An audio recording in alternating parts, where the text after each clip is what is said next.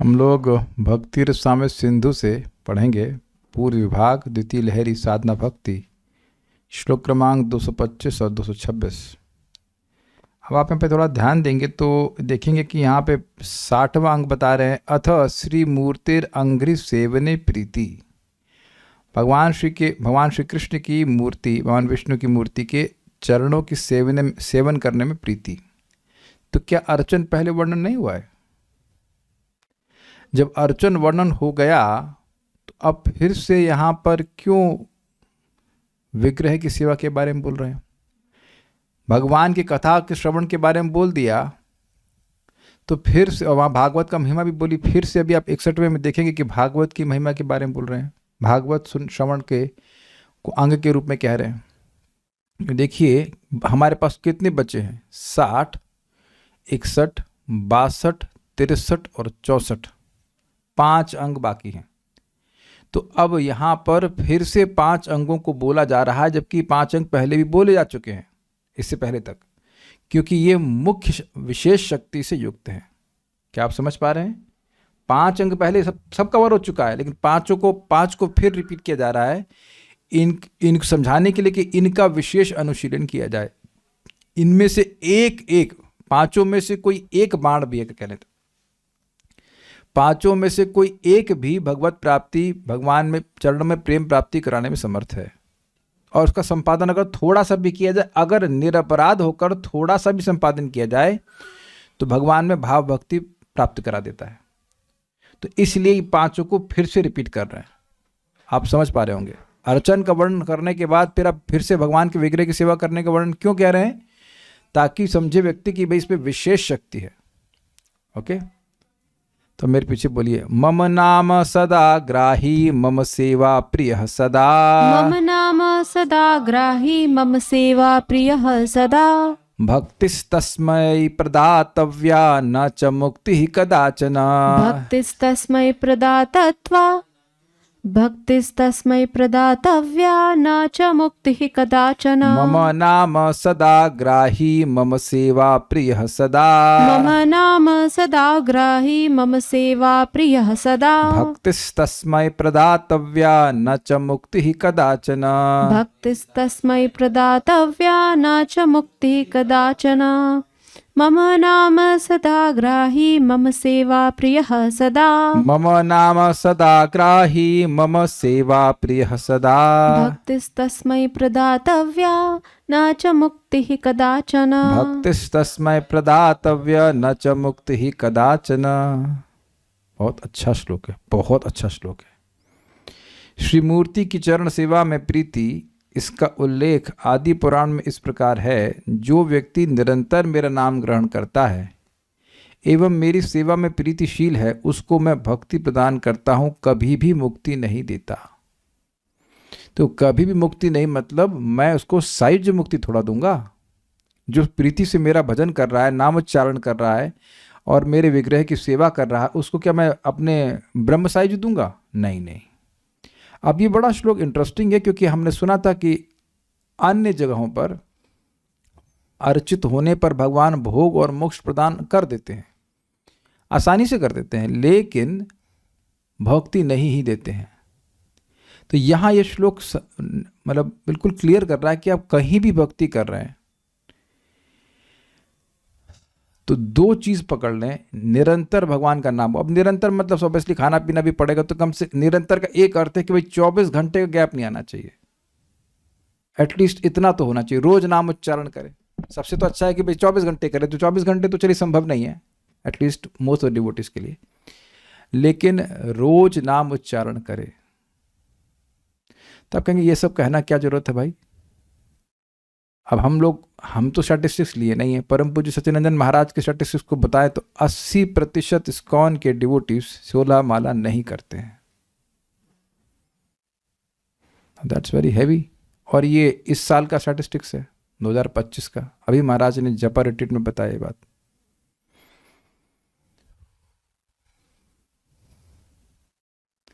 तो अब ऐसा नहीं कि सभी को भगवान की भक्ति प्राप्त हो जाएगी। चीज़ें बहुत आसान हैं, लेकिन रोज व्यक्ति तभी कर पाएगा जब उसको सुबह शेड्यूल में डालेगा, सुबह भक्ति करेगा। तो दिन में कहाँ पर संभावना है कि चैंटिंग करेगा ही। तो खैर 2 गुण बता रहे हैं। मम नाम सदा ग्राही, जो मेरे नामों को रोज बोलता है, निरंतर बोलता है, सदा बोलता है, अलग अलग अर्थ आप ले सकते हैं अपने हिसाब से। मम सेवा प्रिया सदा, उसकी हमेशा मेरी सेवा में प्रियता रहती है। मतलब ये है इंटरेस्टिंग, मतलब हर दिन उसका उत्साह है भगवान की सेवा ये करनी है, भगवान की ये सेवा करनी है, ये सेवा करनी, चाहे वो रोज भी की सेवा, नित्य सेवा ही क्यों ना हो, स्नान कराना है, वस्त्र देना है या आरती करना, जो चाहे रोज भी क्यों ना हो, फिर भी उसकी प्रियता में कमी नहीं आती। अरे आज फिर भगवान की सेवा करनी है, ऐसा नहीं। तो अगर ऐसा कोई व्यक्ति है तो भक्ति तस्मय प्रदातव्य, मैं तो उसको भक्ति प्रदान करता हूँ। न च मुक्ति कदाचन, मैं उसे मुक्ति कभी नहीं देता हूँ। मुक्ति मतलब अपने मैं मिला नहीं लेता हूँ, ब्रह्म साहिब जी नहीं दूंगा। क्यों नहीं दूंगा? कैसे नाम बोलेगा वो, कैसे भगवान की सेवा करेगा? तो मुक्ति तो अत्यंत हीन है, बल्कि मुक्ति तो नारकीय है भक्तों के लिए, क्योंकि वहां पे हम भगवान की सेवा ही नहीं कर सकते, इंद्रियां ही नहीं सेवा करने के लिए। ये बात है।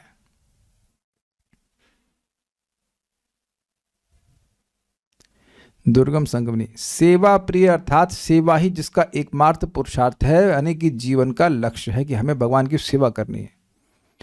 गोविंदा माता जी हैं ये इस्कॉन वृंदावन में, और वो जो माताएं माला बनाती हैं कि वो लीडर हैं। तो भाई मैंने उनसे पूछा, माता जी कितने साल से सेवा कर रहे हैं? कहते हैं 25-30 के बाद तो हमने गिनना छोड़ दिया। मतलब ऐसे आई हैव स्टॉप काउंटिंग। तो कई सालों से सेवा कर रही है, मैं समझता हूँ 40 साल से मंदिर में सेवा कर रही हूँ। तो मैं उनको बड़े उत्साह से 11-11-41 बताया कि जो भगवान की सेवा में वस्तुएं अर्पण करी जाती हैं वो अनंत लाभ देने वाली होती हैं। तो उन्होंने कहा कि मुझे इससे कोई फ़र्क नहीं पड़ता कि मुझे क्या लाभ मिल रहा है, as long as they are pleased by my service.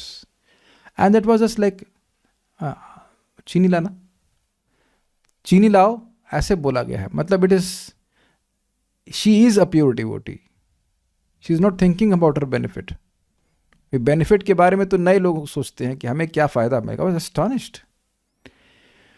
वो सुनी 11-11-41 सुनी, ऐसा नहीं कि कोई विरोध कर रही थी, लेकिन उन्होंने कहा कि हमें कोई फ़र्क नहीं पड़ता कि हमें क्या बेनिफिट मिल रहा है, as long as Radha Shyam is और Krishna Balaram Gaur Nitai are pleased by my service.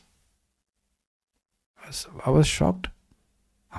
ऐसे भक्तों को आप क्या इंस्पायर करेंगे? They are already inspired.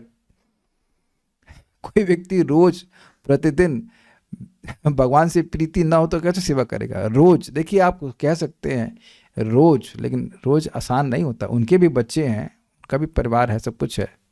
रोज भगवान की सेवा करना, day after day, that means they have some taste serving that. Was very much appreciative. वाह, देखने में वो सिंपल माता जी है, very old also, very quite old.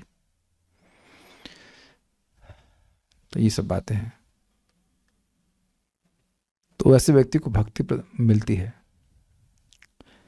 तो ये सब बातें हैं। दुर्गम समनी, सेवा प्रिय हो गया। यहाँ पर मुक्ति शब्द से भक्ति शून्य मुक्ति को जानना है। मतलब ऐसी मुक्ति जिसमें व्यक्ति को या तो ब्रह्म सायुज्य मिल जाता है, ब्रह्म ज्योति में लीन हो जाता है, या भगवान में लीन हो जाता है, उसे भगवत सायुज्य कहते हैं। तो दोनों ही प्रकार की मुक्ति भगवान नहीं देते, कि वहाँ पे सेवा का मौका नहीं मिलेगा। अब हमारा जो टॉपिक है वो अभी कम से कम 3 क्लासेस में चलने वाला है। अथ श्री भागवतार्थ आस्वादो, श्रीमद् भागवत के अर्थ का आस्वादन करना। और ये अच्छा है। यथा प्रथमे, प्रथमे मतलब प्रथम स्कंद में, भागवत के अर्थ का आस्वादन करना रसिक भक्तों के साथ, ये है पूरा। श्रीमद् भागवत अर्थ आस्वादो रसिकै सह, जो रस के आस्वादन करने वाले हैं उनके संग भागवत के अर्थ का आस्वादन करना। मतलब जो पहले से सीखे हैं कि भागवत के अर्थ का आस्वादन कैसे करना चाहिए, उनके संग में ही भागवत के अर्थ का आस्वादन हो सकता है, अपने मन से नहीं। तो कौन है ये रसिक लोग? श्रीला श्रीधर स्वामी, श्रीला विश्वनाथ चक्रवर्ती ठाकुर, श्रीला जीव गोस्वामी, श्रीला प्रभुपाद, यह भागवतम का आस्वादन करते हैं। इनके अनुगत में ही हम रस का आस्वादन कर सकते हैं। तो देखिए, अब बड़ा हमको अच्छा लग रहा है। प्रथम स्कंद के प्रथम अध्याय में पहले श्लोक में भगवान श्री कृष्ण का ध्यान करके मंगलाचरण कर रहे हैं श्री व्यासदेव जी, क्योंकि श्रेयांसी बहुविज्ञानिक, श्रेय के कार्य में बहुत सारे विघ्न आते हैं। तो जन्मादि श्लोक से उन्होंने भगवान श्री कृष्ण का स्मरण किया। दूसरे श्लोक में धर्म महाप्रोजिता से लोगों की प्रवृत्ति करा रहे हैं इस शास्त्र को पढ़ने में, भागवतम को, इसके ऐश्वर्य को दिखा करके, उसकी श्रेष्ठता को दिखा करके कि ये कितना सामर्थ्य से युक्त है कि इसको सुनने की इच्छा होने मात्र से भगवान हृदय में ग्रसित हो जाते हैं। लेकिन ऐश्वर्य के बाद एक और चीज रह जाती है, और रहती है माधुर्य। श्रीमद् भागवतम कितना मधुर है, इसका वर्णन करके वह जितने भी रसिक भक्त हैं उनको वो इनवाइट कर रहे हैं कि आओ पियो इसको पियो। तो उस पर बातें होंगी। हम लोग पहले श्लोक के अर्थ को सुनेंगे, अन्वय समझेंगे, फिर यद्यपि भक्ति रसामृत सिंधु में श्रीला श्रीधर स्वामी की टीका नहीं है, क्योंकि वो तो पहले आए थे, रूप गोस्वामी के बहुत पहले आए थे, लेकिन हम पहले श्रीला श्रीधर स्वामी जी की टीका समझेंगे, फिर जीव गोस्वामी जी की टीका समझेंगे, ऐसा रहेगा, फिर चक्रवर्ती पाद की टीका समझेंगे, क्योंकि इसमें लिखा है ना, श्री भागवत अर्थ आस्वादो रसिकई सह। तो आप लोग बड़े धैर्य से सुनिएगा, जितना हो पाएगा आधा घंटा जितना हो जाएगा। फिर कल पढ़ाएंगे इसको, परसों भी पढ़ाएंगे, और शाम को नहीं पढ़ाएं, शाम को तो भागवत पढ़ा ही रहे हैं। ये हमारे पास 3 दिन का तो भोजन तैयार हो गया, एटलीस्ट 3 दिन का। निगम कल्पतरोर्गलितम फलम सुख मुखादमृत द्रव संयुतम। निगम कल्पतरोर्गलितम फलम सुख मुखाद अमृत द्रव संयुतम। निगम कल्पतरोर्गलितम फलम सुख मुखाद अमृत द्रव संयुतम। निगम कल्पतरोर्गलितम फलम सुख मुखाद अमृत द्रव संयुतम। पिबत भागवतम रसमालयम मुहुरहो रसिका भुवि भावुकाः। पिबत भागवतम रसमालयम मुहुरहो रसिका भुवि भावुकाः। निगम कल्पतरोर्गलितम फलम सुख मुखाद अमृत द्रव संयुतम। निगम कल्पतरोर्गलितम फलम सुख मुखाद अमृत द्रव संयुतम। पिबत भागवतम रसमालयम मुहुरहो रसिका भुवि भावुकाः। पिबत भागवतम रसमालयम मुहुरहो रसिका भुवि भावुकाः। निगम कल्पतरोर्गलितम फलम सुख मुखाद अमृत द्रव संयुतम। निगम कल्पतरोर्गलितम फलम सुख मुखाद अमृत द्रव संयुतम। पिबत भागवतम रसमालयम मुहुरहो रसिका भुवि भावुकाः। पिबत भागवतम रसमालयम मुहुरहो रसिका भुवि भावुकाः। देख रहे हैं, सुनने में कितना अच्छा लग रहा है। एक बार साथ में बोली सब लोग, निगम कल्पतरोर्गलितम फलम सुख मुखाद अमृत द्रव संयुतम। पिबत भागवतम रसमालयम मुहुरहो रसिका भुवि भावुकाः। श्रीमद् भागवत का अर्थ आस्वादन। अर्थ आस्वादन मतलब उसके शब्दों के विभिन्न अर्थों का आस्वादन करना। श्लोक में अलग अलग शब्द हैं, उनके अर्थों का आस्वादन करना। जैसा कि प्रथम स्कंद में कहा गया है भावुक गण। भावुक मतलब केवल इमोशनल नहीं, भावुक मतलब जिनका भगवान के प्रति भाव है। हे रसिक गण, वेद कल्प तरु से गलित रस रूप श्रीमद् भागवताख्य मतलब भागवत नामक फल है, जो सुखदेव गोस्वामी के मुख से अमृत द्रव संयुक्त होकर, अमृत द्रव से संयुक्त होकर पृथ्वी में अवतीर्ण हुआ है, स्वर्ग में नहीं है। इसका पान आप सब पुनः पुनः मुक्तावस्था में भी करते रहे, यानी मुक्त होने के बाद भी।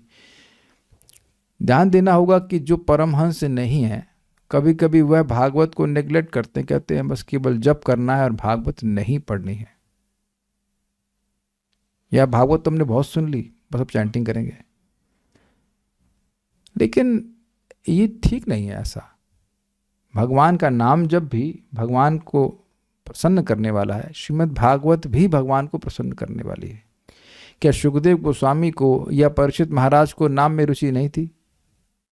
क्या आप ये कहेंगे? क्या एक परमहंस वैष्णव को नाम में रुचि नहीं होती है? आप बताइए। तो श्रीमद् भागवतम को भी सुनना चाहिए पैरेलल ट्रैक पर, और भगवान का नाम उच्चारण भी करना चाहिए। समझ रहे ना बात? दोनों प्रबल साधन है भगवान की प्राप्ति कराने का। It's very important. हे भुवि, हे भूलोक पे विद्यमान, जो इस पृथ्वी पे रहते हैं, भावुका, रस के मर्म को जानने वाले भक्तजन। भावुकता से भावुकता नहीं, भावुका मतलब जो भाव से युक्त हैं। विभिन्न प्रकार के भाव हैं ना, स्थायी भाव 5 प्रकार के होते हैं, शांत, दास्य, रासक, इति सब।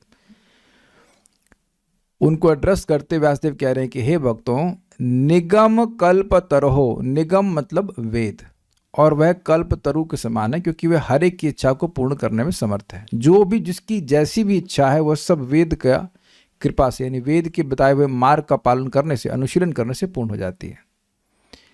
वेद रूपी कल्प वृक्ष का गलितम अर्थात गले हुए, पके हुए, परिपक्व तथा सुख मुखाद अमृत, सुख के मुख से, सुखदेव रूपी तोते के मुख से, तोते को भी सुख कहते हैं, सुख और सारी, तोती को कहते हैं सारी और तोते को कहते हैं सुख।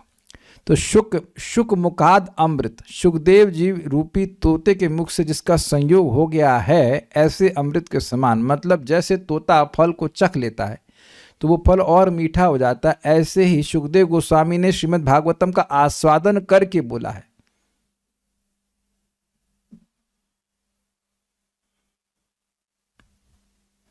यम प्रवचनतम क्या है? यह स्वानुभावम अखिला श्रुतिसारम एकम, अपने अनुभव को बोले, भागवतम को सुने अपने पिताजी से, श्रीला व्यासदेव जी से, लेकिन अब उसका वो इस फल को प्राप्त किए व्यासदेव जी से, लेकिन उसमें चोंच मार दी, मतलब जो वो बोल रहे हैं तो अब उनके भी रियलाइजेशन, उनका जो अनुभव है श्रीमद् भागवतम को, वह भी प्रकट हो रहा था और मीठी हो गई। भागवत बहुत सारे भक्त बोलते हैं, लेकिन जिस भक्त का जितनी अधिक प्रीति है उतना उसके बोलने से और सुख मिलता है भागवतम को सुनने में। समझ रहे हैं बात? ये प्रसिद्ध बात है कि जब तोता किसी पेड़ के फल को चख लेता है तो वो और मीठा हो जाता है, ऐसा आचार्यगण समझाते हैं। या ये भी कहा जाता है कि वही जो मीठा फल होता है उसको पहचान तोते की होती है, लेकिन मेन बात यह है कि तोता जिस फल को चख लेता है उसमें चोंच मार देगा तो उसको अधिक मीठा कहा जाता है।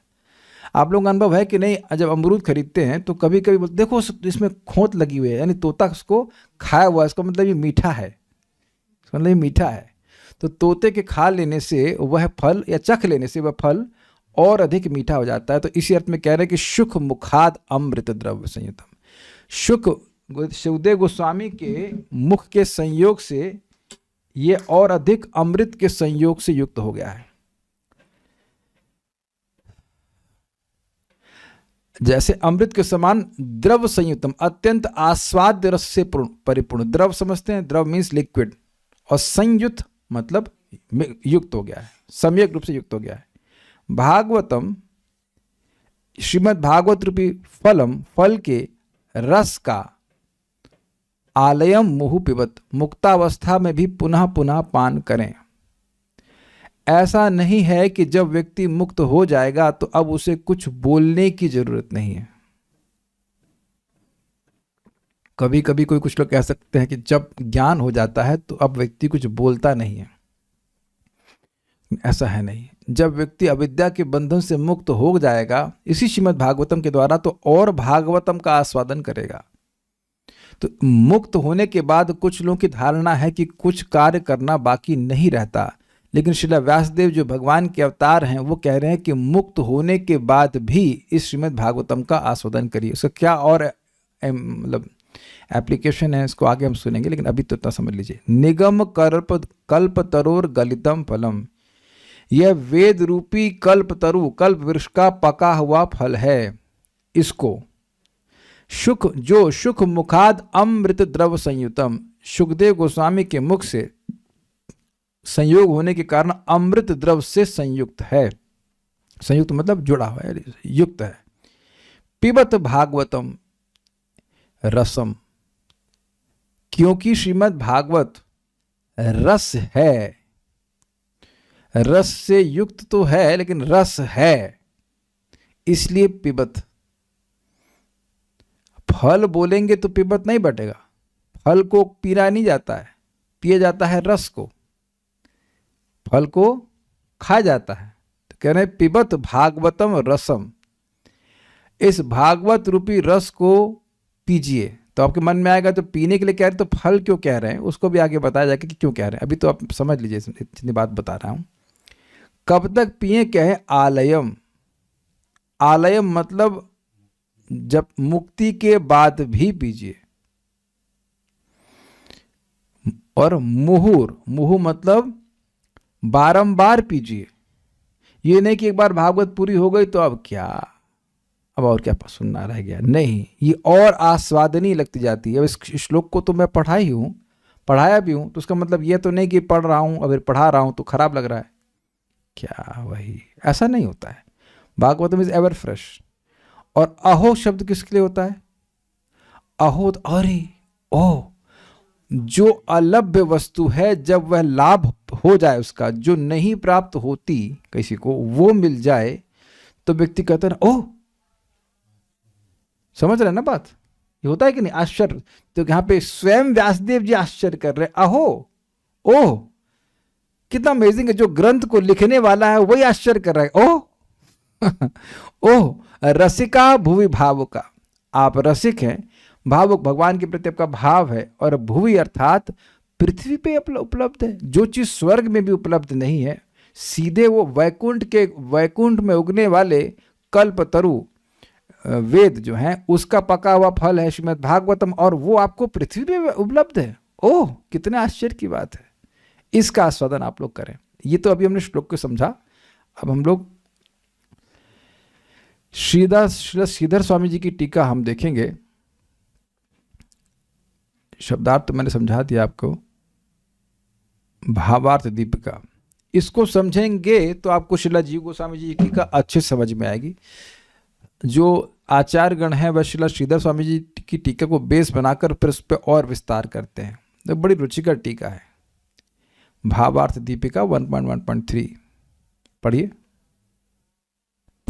इस श्लोक में महर्षि व्यास बतलाते हैं कि इसके श्रवण का विधान केवल इसलिए नहीं किया जा रहा कि यह सभी शास्त्रों से श्रेष्ठ है, अपितु इसलिए किया जा रहा है कि यह सभी शास्त्रों का फल है, अतः इसका सेवन अत्यंत आदरपूर्वक करना चाहिए इत्यादि। इसी बात को वे निगम श्लोक से बताते हैं। अब थोड़ा समझिए इसको। देखिए, विभिन्न प्रकार के उपनिषद हैं, 108 उपनिषद हैं, और ऐसे करके अन्य पुराण हैं। तो उनमें श्रेष्ठता तो आ ही जाएगी, ये श्रेष्ठ है, ये श्रेष्ठ है, ऐसा करके बोल सकते हैं। सर्व उपनिषदो गावो दोग्धा गोपाल नंदना पार्थो वत्स सुधीर भोक्ता दुग्धम गीतामृतम। सारे उपनिषद वो गाय के समान हैं, और कृष्ण जो है वो गोपाल हैं, और पार्थ जो है वो वत्स यानी बछड़ा है, और भगवान गीता रूपी दूध को दोहन कर रहे हैं, और जितने सुधीर जन हैं, भक्त हैं, वह इसका आस्वादन कर रहे हैं। तो आप इस मतलब कह सकते हैं कि गीतोपनिषद सारे उपनिषदों का सार है। तो अब यहां बोल रहे हैं, पिछले श्लोक में कहा गया था कि क्योंकि भगवान 1.1.2 की बात कर रहा हूं, भगवान प्रतिपाद्य वस्तु हैं श्रीमद् भागवतम के, और उसको सुनने से भगवान तुरंत हृदय में आ जाते हैं, इसलिए भागवतम को ही सुनना चाहिए। किम वा अपरैर, और कोई शास्त्र सुनने की क्या जरूरत है। जिसने सारे शास्त्र लिख दिए वेद व्यास जी, वो कह रहे हैं कि और कोई शास्त्र सुनने की क्या जरूरत है। तो इससे स्पष्ट हुआ कि श्रीमद् भागवतम सर्वश्रेष्ठ शास्त्र है, ग्रंथ राज है, स्पष्ट है।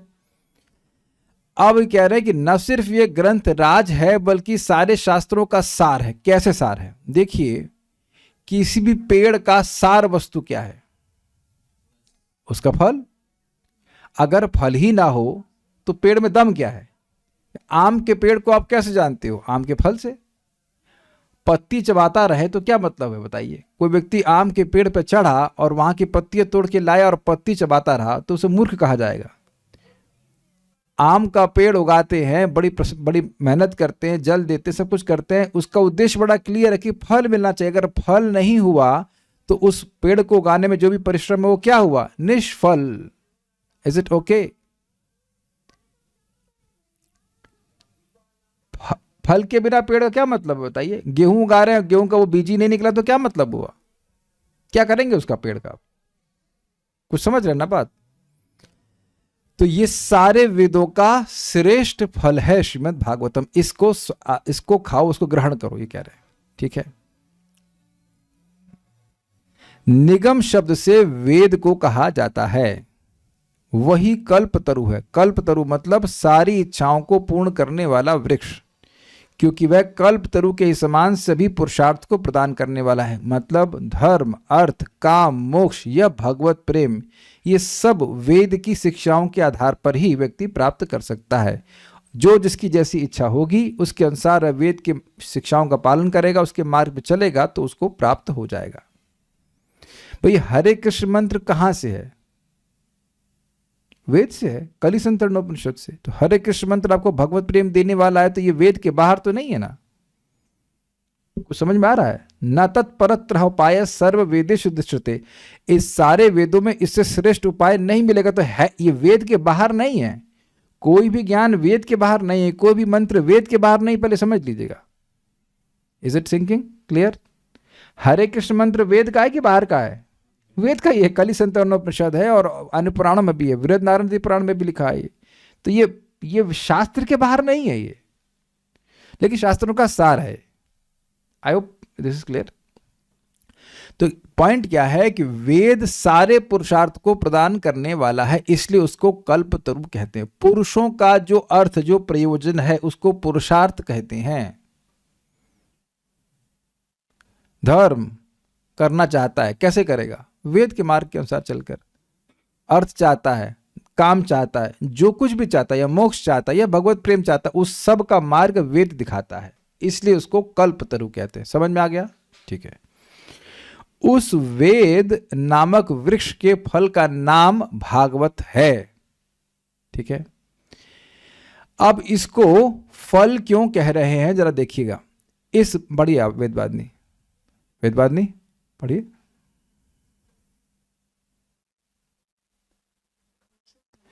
उस भागवत रूपी फल को वैकुंठ से लेकर, थोड़ी स्पेलिंग मिस्टेक है, ठीक कर लीजिए, लाकर है। उस भागवत रूपी फल को वैकुंठ से लाकर नारद जी ने मुझे प्रदान किया है। अब यह समझ लीजिए, ये हम लोग जीव गोस्वामी जी की टीका में देखेंगे, बड़ा इंटरेस्टिंग है। हयशीर्ष पंचरात्र से वहां पे उदाहरण दिया गया है कि वैकुंठ में पेड़ होते हैं, कल्प वृक्ष होते हैं, और उनके फल भी उसी प्रकार के होते हैं, उनके लताएं भी इसी प्रकार की होती है वहां पे। तो ये वैकुंठ में उगने वाला पुष्प जो वृक्ष है वो है वेद, और उसका फल है ये श्रीमद् भागवतम। वेद वैकुंठ में भी है। This very interesting. Vedas are eternal, you must know this. तो वहां से नारद जी ने लाया है इसको। हाँ, मैंने भी उसको ये मुझे प्रदान किया, मतलब मुझे कौन? भगवान नारायण ने नारद जी को दिया, सॉरी ब्रह्मा जी को दिया, ब्रह्मा जी ने नारद जी को दिया, नारद जी ने व्यासदेव जी को दिया। ये परंपरा चल रही है। ठीक है। तो मुझे मतलब व्यासदेव जी की बात कर रहे हैं। हाँ, मैंने भी उसको शुक के मुख में डाल दिया। शुक कौन? शुकदेव गोस्वामी। किसके बेटे हैं? व्यासदेव जी के। ठीक है।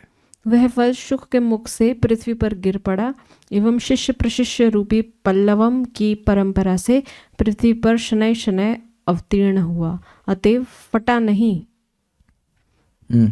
आगे अपितु अखंड ही रहा, क्योंकि वह ऊपर से नहीं गिरा था।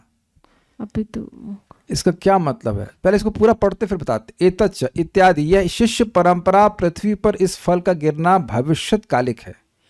श्रीमद् भागवत प्रणयन काल में तो यह फल पृथ्वी पर आया ही नहीं था, किंतु सर्वज्ञ होने के कारण इसका महर्षि ने भूतकाल के समान निर्देश किया है, क्योंकि अनागत काल में ही इस शास्त्र की प्रवृत्ति हुई। शुकदेव रूपी, ये थोड़ा समझे, बड़ा मजेदार है, बहुत अच्छी बात यहां बोल रहे हैं। क्या कह रहे हैं? कह रहे हैं कि ये शुक मुखाद अमृत द्रव संयुतम, शुकदेव गोस्वामी के मुख के संयोग से ये अमृत द्रव के से युक्त हो गया। व्यासदेव जी जब भागवत लिख रहे हैं तब तो सुखदेव गोस्वामी को नहीं दिए, तब सुखदेव गोस्वामी परीक्षित महाराज से मिले हैं। तो ये हैं सर्वज्ञ, इसलिए आगे की बात को जान करके उसको ऐसे लिख रहे हैं जैसे भूतकाल में। इस श्लोक की लैंग्वेज देखिए, लैंग्वेज ये है ना कि ये सुखदेव गोस्वामी के मुख से फल चखे जाने के कारण अत्यंत मीठा हो गया है। मतलब ऑलरेडी सुखदेव गोस्वामी जी इस कथा को बोल चुके हैं। आपको पता होना चाहिए कि सुखदेव गोस्वामी किसी से बात ही नहीं कर रहे थे, भागवत पढ़े अपने पिताजी से, लेकिन किसी से बोले नहीं, वो चुपचाप रहते थे, सीधे जाके परीक्षित महाराज को बोले। तो ये सब घटना तो बाद की है ना, लेकिन व्यासदेव जी इसको ऐसे बोल रहे हैं जैसे घटना हो चुकी हो। किसी को समझ में आ रहा है ये बात? और इसलिए समझना मुश्किल है क्योंकि ऐसा तो हम सोच ही नहीं सकते। It's not deja vu. डेजावू तो आपका पहले का कुछ अनुभव होता है, उसको आप अभी ऐसे स्मरण कर रहे होते हो कि दोबारा कभी हुआ था या कभी ऐसा, वो अलग बात है। ये पहले की घटना, ये जब इसको लिख रहे हैं अनागत काल, अनागत काल मतलब जो काल अभी नहीं आया है उसको जानते हैं, he knows it all, he knows it all. तो उसको ऐसा वो बोल रहे हैं कि हो चुका है मानो ये घटना। एक बात तो ये, दूसरी बात इसको फल क्यों कह रहे हैं? देखिए वो कह रहे हैं कि ये जो फल है, फल इंटैक्ट रूप सूचित करता है। कोई भी फल है तो वो इंटैक्ट होता है, इंटैक्ट समझते हैं, मतलब सॉलिड फॉर्म में है, वो फैल नहीं गया है। तो कहने का अर्थ ये है कि ये जो श्रीमद् भागवतम है ये शिष्य प्रशिष्य परंपरा, भगवान के शिष्य हुए ब्रह्मा जी, भगवान नारायण के, ब्रह्मा जी के शिष्य हुए नारद जी, नारद जी के शिष्य हुए व्यासदेव। अब देखिए नारद जी को भगवान ब्रह्मा जी भागवत कब बोले? दूसरे स्कंद में हम पढ़ चुके हैं। जब नारद जी ने ब्रह्मा जी को प्रश्न किया तो चतुश्लोकी भागवत के रूप में बोले, और उसके बाद बोले कि तुम इसका विस्तार करो। जो लोग सुन चुके हैं उस बात को समझ रहे हैं कि दूसरे स्कंद में ब्रह्मा जी ने नारद जी को भागवतम सुनाई और बोला कि इसका विस्तार कीजिए। It okay? तो इससे लोगों को भक्ति प्राप्त हो इत्यादि इत्यादि। तो ऐसा करके वो नारद जी को आदेश, नारद जी ने व्यासदेव जी को बताया, फिर व्यासदेव जी ने इसका संकलन किया। कोई भी अपने मन से भागवत नहीं लिखा है, एक बात। दूसरा, अगर पेड़ के ऊंची शाखा से फल नीचे गिरे एकदम से तो टूट जाएगा कि नहीं? फट जाएगा। तो यहां पर दिखा रहे हैं कि ये फल है, फल रूप है, अर्थात ये ब्रांच बाय ब्रांच आपको प्राप्त हुआ है पृथ्वी पर। आया तो वैकुंठ से है, लेकिन धम्म से गिर नहीं गया है। सीधे नारद जी आपको नहीं बता रहे हैं, या सीधे भगवान आपको नहीं बोल रहे हैं। भगवान ने ब्रह्मा जी को, ब्रह्मा जी ने नारद जी को, नारद जी ने व्यासदेव को, व्यासदेव जी ने सुखदेव गोस्वामी पे, सूत गोस्वामी, ऐसे करके क्रम से शिष्य प्रशिष्य परंपरा में प्राप्त हुआ है। इसलिए फल रूप है, अर्थात ये इंटैक्ट है। इंटैक्ट समझते होंगे? हाँ, डायरेक्ट नहीं आया। यस, कुछ समझ रहे हैं? आपके पास ये फल रूप में आया है, वो फल फटा नहीं है, ये बात बोला। जब हमने इसको पहली बार पढ़ाया था तो उसको संस्कृत भी रखी थी, हम संस्कृत यहाँ पे नहीं रख रहे हैं, फिर बहुत विस्तार हो जाएगा। हिंदी समझ लीजिए। इंडैक्ट मतलब एज इट इज। यस, अगर श्रीमद् भागवतम को किसी मायावादी से हम सुनेंगे तो आपको भागवतम का लाभ नहीं प्राप्त होगा, जैसा कि लोग करते हैं। देखो पहले वाले श्लोक में क्या लिखा? सत्यम परम धीमहि। तो मूर्ख लोग कहेंगे अरे यहाँ तो नहीं लिखा है कि कृष्ण परम धीम, या हम कृष्ण का ध्यान करें, इसमें लिखा सत्यम। जिसको आप परम सत्य मानिए उसका ध्यान कीजिए। तो अब ये परंपरा का एक्सप्लेनेशन नहीं, परम सत्य स्वयं भगवान श्री कृष्ण है। तो इसकी व्याख्या, श्रीमद् भागवतम की व्याख्या जैसे ही किसी अपारंपरिक व्यक्ति के द्वारा किया जाए, जो संप्रदाय में नहीं है, जिसने संप्रदाय में शिक्षा प्राप्त नहीं की है, तो ये फट जाएगी, ये फल फट जाएगा, इसका कुछ नहीं मिलेगा आपको। आप लोग जब सब्जी मार्केट जाते हो, चलो समझ में आ जाएगा, ये कद्दू वद्दू जो खरीदते हैं तो हाथ से पिकअप किया जाता है ना, कैसे फेंक दिए जाते हैं। अगर कद्दू को फेंक देंगे आपकी तरफ तो फट नहीं जाएगा, तो फटा हुआ कद्दू कौन लेके आएगा? I hope you getting the point. एक एक कद्दू को उठा के रखते हैं कि नहीं? तो वो उसी तरह से कह रहे हैं कि भाई फल को एक शाखा से दूसरी शाखा में लेके आ रहे हैं। ऊपर शाखा ऊपर वाली बहुत ऊपर है, नारायण शाखा, नारायण भगवान से आ रही, लेकिन नारायण से ब्रह्मा, ब्रह्मा से ऐसे करके क्रम से आ रहा, तब ही श्रीमद् भागवतम का आस्वादन किया सकता है, यथावत तभी मिल सकती। इसलिए फल कह रहे हैं, ठीक है? फटा नहीं, अपितु अखंड रहा, इंटैक्ट मतलब अखंड रहा है, क्योंकि वह ऊपर से नहीं गिरा था। सुखदेव रूपी तोते के मुख से इसका संयोग होने के कारण यह अमृत के समान अत्यंत आस्वाद्य रस से भर गया है। संसार में भी प्रसिद्ध है कि जिस फल को तोता अपने मुख से छू लेता है वह अमृत के समान स्वादिष्ट हो जाता है। तो यहाँ पे शुक मुखाद मतलब शुक शब्द तोते को सूचित करता है, लेकिन यहाँ पर सुखदेव जी को ही तोता कह रहे हैं। यहाँ सुखदेव जी को ही तोता कहा गया है। शुक मुखाद अमृत दब संयुतम, अमृत शब्द से परमानंद को कहा गया है। वह परमानंद इस भागवत रूपी फल का रस है। मतलब भगवान की भक्ति प्राप्त होती है भागवतम श्रवण करने से, और उसके द्वारा व्यक्ति को सुख मिलता है। रसो वै इत्यादि श्रुति भी कहती है कि परब्रह्म रस के समान परमानंद स्वरूप हैं। रसो वै सह, भगवान सह, वह भगवान निश्चित रूप से रस रूप हैं। रसम ही एवायम लब्ध्वानंदी भवती, उस रस स्वरूप परब्रह्म भगवान श्री कृष्ण को प्राप्त करके जीव आनंद युक्त हो जाता है, अर्थात भक्ति प्राप्त करके सुखी हो जाता है। अतएव हे रसिका, अर्थात रस विशेष के ज्ञाता रसज्ञ पुरुषों, यह पृथ्वी पर गिरा हुआ भागवत रूपी फल अलभ्य लाभ है। समझिए, रसिका मतलब किसको रस अनुभव होगा?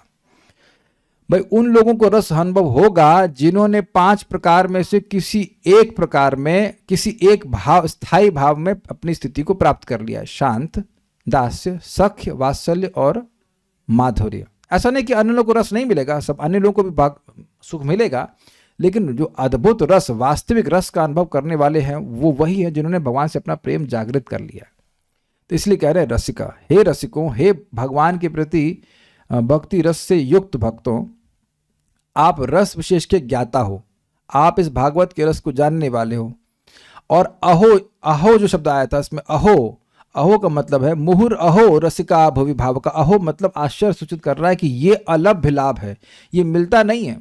कल मैं दिल्ली गया था, तो जब मेट्रो में जा रहा था तो दोनों तरफ या एक तरफ, एटलीस्ट एक तरफ बहुत सारी कारें खड़ी थी विभिन्न प्रकार की, बहुत सारे बंगले दिखाई पड़े, बिल्डिंग दिखाई पड़ी। तो मैंने कहा कि जो चीज़ें सामान्य लोगों को मिल जा रही हैं उनके लिए प्रयास क्यों करना? Do you catch my point? Car तो सामान्य लोगों को भी मिल जा रही है ना, जिनकी इंद्रियां बिल्कुल संयमित नहीं है वो भी कार उठा ले रहे हैं, वो तो फिर बेकार हुआ ना। जितने लोग बड़ी बड़ी बिल्डिंग बना रहे हैं वो सब लोग गोस्वामी हैं। देन लोग इस जगत में सोच रहे हैं कि ये बड़े अलभ्य लाभ है, बड़ा हमें कहते हैं कार मिल गई तो बहुत बड़ा हम हाई फाई हो गई, या बहुत उपलब्धि मिल गई है, बहुत बड़ा बंगला बना ले तो उपलब्धि मिल गई। लेकिन तुम्हारे सब तरफ तो बंगले खड़े हैं, लेकिन तुम्हारे बगल में देखो, बगल वाले बंगले में देखो, इधर बगल वाले बंगले में देखो, कहीं भागवत है? अरे भागवत किताब भी नहीं होगी, उसको समझने और उसका आस्वादन करने का सामर्थ्य तो भूल जाइए। कुछ समझ रहे हैं? नाम में किसी को रस मिलता है, कोई दिखता है ऐसा व्यक्ति? तो अलभ्य लाभ तो भगवान की भक्ति हुआ ना कि ये सब छोटी मोटी भौतिक उपलब्धियां। अच्छा, अगर स्वर्ग की बात करें जो हमने देखा नहीं सुना है, तो स्वर्ग में भी तो बहुत से लोग हैं, तो उसमें कौन सी विशेषता हुई? मुक्तानामपि सिद्धानाम नारायण परायण सुदुर्लभ प्रशांतात्मा कोटिष्वपि महामुनि। करोड़ों कोई जो मुक्त है उनमें से जो सिद्ध है उनमें करोड़ों करोड़ों में से कोई एक व्यक्ति नारायण परायण होता है और प्रशांत आत्मा हो जाता है। तो भगवान की भक्ति ही अलभ्य लाभ है, श्रीमद् भागवतम का श्रवण करना ही अलभ्य लाभ है। बाकी जो मटेरियल चीजें वो तो सबको मिल ही रही है, अपने कर्मानुसार मिल रही हैं, कर्मानुसार श्रीमद् भागवत नहीं मिल रही है। तो अहो का मतलब है कितने आश्चर्य की बात है कि पृथ्वी पर आपको यह अलभ्य लाभ प्राप्त हुआ है। Are you getting this point? ये मिलता नहीं है, जो देवताओं को नहीं मिल रहा है वो आपको मिल रहा है। अरे भाई, ये तो आश्चर्य की बात है। This is how it is there. अतएव इस भागवत नामक फल का आप लोग बार बार पान करें। मतलब कहने का यह है कि इतनी अच्छी वस्तु मिल गई है, छोड़ो मत इसको, इसको नहीं छोड़ने का, इसको नहीं छोड़, इसको खाना है, इसको खाना है। अगर फल करते हैं तो खाइए, इसको पान कीजिए, खाइए मत, पाइए, पीजिए पीजिए पीजिए। तो कोई कहेगा अरे ये तो फल है, इसको खाएंगे कैसे? इसमें तो भाई फल में तो छिलका भी होता है, गुठली भी होती है। यदि कहा जाए कि छिलका तथा गुठली इत्यादि को हटाकर ही फल के रस का पान किया जाता है, फल का पान कैसे किया जा सकता है? तो इसलिए व्यास जी कहते हैं रसम, अर्थात यह फल रस स्वरूप है, रस जैसा नहीं है। मैं दिखाने का प्रयास करता हूं, अगर वो दिख जाए रस स्वरूप फल कैसा होता है। Let me see, I try to go as close as possible. ये देखिए, तो ये एक फोटो है ना जिसमें ये लग रहा है कि जो मैंगो है ये जूस से ही बना है। देखा आपने ये जूम पे? Can you see this? अंगूर, अरे अंगूर में भी छिलका होता है देवी।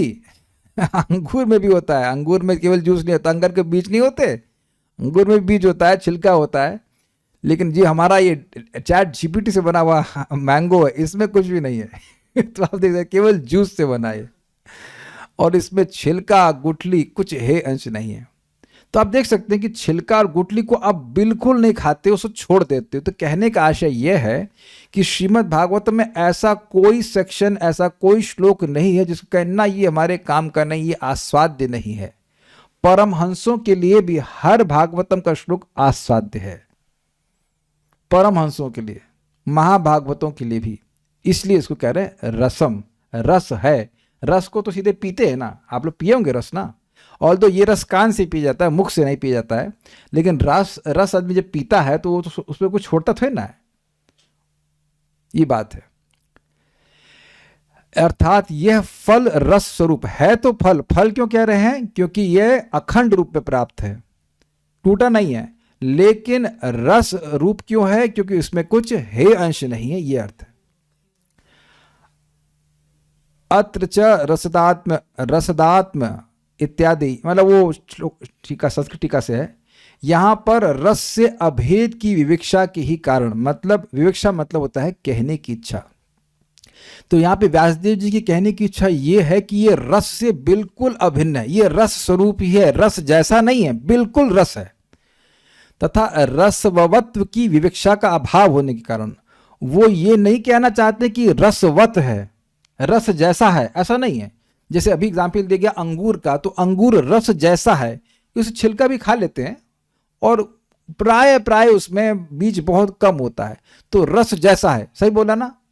अंगूर रस जैसा है क्योंकि उसमें उसे खा लेते हैं, मतलब पूरा उसमें कुछ है अंश नहीं है, ऑलमोस्ट नहीं है। किसी चीज में वत लगाते हैं तो उसके जैसे का अर्थ होता है, जैसे उसका हृदय तो पाषाणवत है। तो आप बताइए किसी का हृदय क्या पत्थर का हो सकता है? पत्थर का होगा तो धड़के कैसे, बताइए आप? लेकिन वो इस अर्थ में कहते थे भाई कठोर हृदय वाला है, भाई उनका तो हृदय एकदम मक्खन जैसा है। तो अब मक्खन क्या, सारा मक्खन जम गया यहीं पे, अब कोई वहां पे मसल नहीं है इधर। तो वत का अर्थ समझ रहे हैं? वत मतलब होता है लाइक, लेकिन यहां पर वत का प्रयोग नहीं कर रहे, वत की तरह नहीं कह रहे हैं कि ये जो श्रीमद् भागवतम में ये रस जैसा है, ऐसा नहीं बोल रहे हैं, रस ही है ये कहना चाहते हैं। रस से अभेद की विवक्षा, विवक्षा मतलब कहने की इच्छा के कारण, यानी कि व्यासदेव जी ये कहना चाहते हैं कि भागवतम रस स्वरूप है, न कि रस जैसा है। जैसे कि मैंगो का जूस मैंगो जैसा होता है, सॉरी वेदवाद नहीं, मैंगो का जूस, वेदवाद नहीं, मैंगो का जूस होता है कि मैंगो का जूस जैसा होता है? ऑन कीजिए। मैंगो का जूस होता है। तो अब मैं कहूं कि मैंगो का जूस जैसा होता है, तो ये गलत होगा कि नहीं? बस यही बात है। यहां पर ये रस जैसा नहीं बोल रहे हैं, रस ही है यह बोल रहे हैं, पियो इसको। क्योंकि रस जैसा होता तो तब भी कुछ संभावना होती, कुछ उसमें ऐसा है जो रस नहीं है। समझाए बात?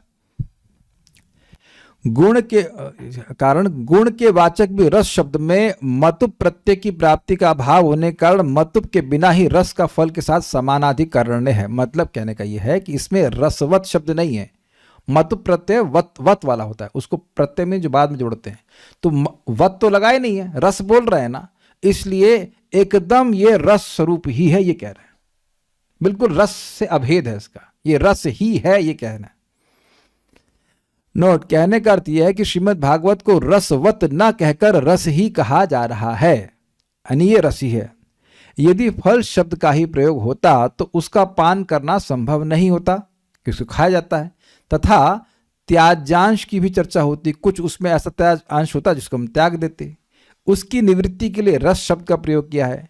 अब फिर कहते तो रस ही बोलते, फल क्यों बोल रहे हैं? तो कह रहे रस ही यदि कहा जाता तो फिर पृथ्वी पर गिरे हुए रस का पान करना संभव नहीं था। ऊपर से किसी ने रस फेंका तो कौन कैच करेगा? तो जमीन पे फैल गया तो कैसे खाएंगे उसको? इसलिए महर्षि ने फल कहा है। यह रस स्वरूप, यह फल है, मतलब अखंड रूप में अवतरित हुआ है लेकिन है रस। इंटरेस्टिंग, फ्रूटी है। ये इंटरेस्टिंग है, फ्रूटी है, अखंड रूप में मिल रहा है लेकिन पी सकते हैं उसको, ऑल्दो उसमें भी त्याज अंश हो जाएगा, पाइप और जो भी इसका डब्बा है। इस भागवत रूपी अमृत का पान मुक्तावस्था में भी त्याज्य नहीं है। इसलिए ऐसा नहीं सोचना चाहिए कि हम मुक्त हो गए तो भागवत नहीं सुनना है, ना ही कभी पूछना प्रभु जी भागवत कब तक सुनना है अभी तो मुक्त हुए ही नहीं। जब मुक्तावस्था में भी मतलब कैमुत्य, जब मुक्तों के लिए त्याज्य नहीं है तो बद्धों के लिए तो कहना ही क्या। इसी अर्थ का बोध कराने के लिए आलयम पद का प्रयोग किया गया है। लय मोक्ष का वाचक है, मोक्ष का वाचक है, मिल जाना।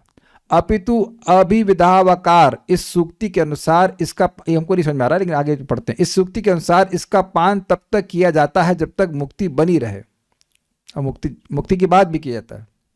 जिस तरह मुक्त जीव स्वर्ग आदि सुख की उपेक्षा कर देते हैं, उसी तरह से भागवत रस का वे उपेक्षा नहीं करके सेवन करते रहते हैं।